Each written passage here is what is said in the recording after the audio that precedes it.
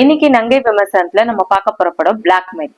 இந்த படத்தோட கதை என்னன்னா, ஹீரோ வந்து ஜிவி பிரகாஷ். அவர் வந்து ஒரு சராசரி குடும்பத்துல சேர்ந்தவர். ஒரு மினி டெம்போ ஓட்டிட்டு இருக்காரு. அதுல வந்து மெடிக்கல் இந்த மாதிரி ப்ராடக்ட்ஸ் எல்லாம் டெலிவர் பண்றதுதான் அவரோட வேலை. அதே சமயம் அவரோட மினி டெம்போ வந்து காணாம போயிடுச்சு. அப்போதான் தெரியுது அந்த மினி டெம்போல போதை பொருள் இருக்குன்னு. ஓ, இததான் நம்ம இவ்வளவு நாளா டெலிவர் பண்ணோம்னு அவரே அதிர்ச்சி ஆறாரு. அந்த போதை பொருளோட மதிப்பு தெரிஞ்சு ஹீரோவே மறைச்சு வச்சு நாடகம் ஆடுறதா அந்த ஓனர் நினைச்சிட்டு அவரோட காதலிய கடத்தி வச்சுட்டு ஒண்ணு 50 லட்சம் பணத்தை கொடு, இல்லாட்டி அந்த போதை பொருளை கொடுன்னு பிளாக்மெயில் பண்றாரு. இது ஒரு கதை. இன்னொரு கதை என்னன்னா, ஒருத்தர் தன்னோட முன்னாள் காதலி பிந்து மாதவியோட கூட இருந்த நெருக்கமான புகைப்படங்களை காட்டி ஒண்ணு அமௌண்ட் தான், இல்லாட்டி இதை யூடியூப்ல விட்டுருன்னு சொல்லி பிளாக்மெயில் பண்ணிட்டாங்க. இந்த ரெண்டு கதையும் காட்டி நம்மள படம் பார்க்க சொல்லி பிளாக்மெயில் பண்ணிட்டாங்க. ஹீரோ மேல எந்த தப்புமே இல்லை. அவர் உடனே போலீஸ் ஸ்டேஷன் போயிருக்கலாம். ஆனா அவர் போகல. தன்னோட வண்டியில போதை பொருள் இருக்கிறது வெளியே தெரிஞ்சா வில்லன் மாட்டிப்பாரு. ஆனா அவர் வந்து இவரை பிளாக்மெயில் பண்றாரு.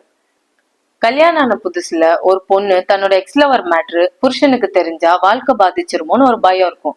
இப்ப அவளுக்கு 7 வயசுல ஒரு குழந்தை இருக்கு. தன்னோட புருஷன் கேரக்டரும் நல்லதாதான் காமிக்கிறாங்க. இப்ப போய் அவ இந்த பிளாக்மெயிலுக்கு எல்லாம் பயப்படுறது வீம்புக்கு வரலடிச்ச கதையா இருக்கு. ஒவ்வொரு சம்பவத்திலயும் ட்விஸ்ட் மேல ட்விஸ்ட் வச்சு கதையை நவுத்துறாங்க. இது படத்தை ஸ்பீடா கொண்டு போகுது. ஒரு சில சமயங்கள்ல அடுத்து என்ன நடக்க போகுதுன்னு நமக்கே முன்கூட்டியா தெரியுது. கார்ல இருந்து குழந்தை கடத்துறதுக்குதான் அந்த காரை இடிக்கிற மாதிரி ஒரு நாடகத்தை செட் பண்றாங்க. ஆனா அந்த குழந்தை கார்ல இருந்து இறங்கி போறது கவனிக்கலையா?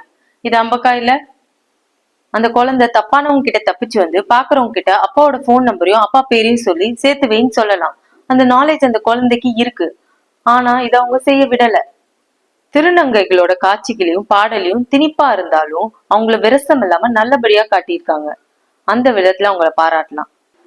படத்தின் நாயகி தேஜு அஸ்வினியா இருந்தாலும் பிந்து மாதவி தன்னோட நடிப்பால அதை தன் கையில எடுத்துக்கிட்டாங்க. ஜிவி பிரகாஷ் சராசரி குடும்பத்தை இளைஞரா யதார்த்தமா இருக்காரு. நடிக்க வேண்டிய இடத்துலயும் அப்படிதான் இருக்காரு. என்னதான் ஸ்ரீகாந்த் கேரக்டர் ரோல் பண்ணாலும் ஹீரோக்கான அட்ராக்ஷன் அவர்கிட்ட இருக்குது. வில்லங்கள் பலம் தான் ஒரு திரைப்படத்தை வேல்யூவா காட்டும். ஆனா இங்க வில்ல முத்துக்குமாரும் கிங்ஸ்லயும் கேலி குத்தா இருக்கிறாங்க. இருட்டிலும் கேமராமேன் தன்னை அடையாளம் காட்டியிருக்கிறாரு.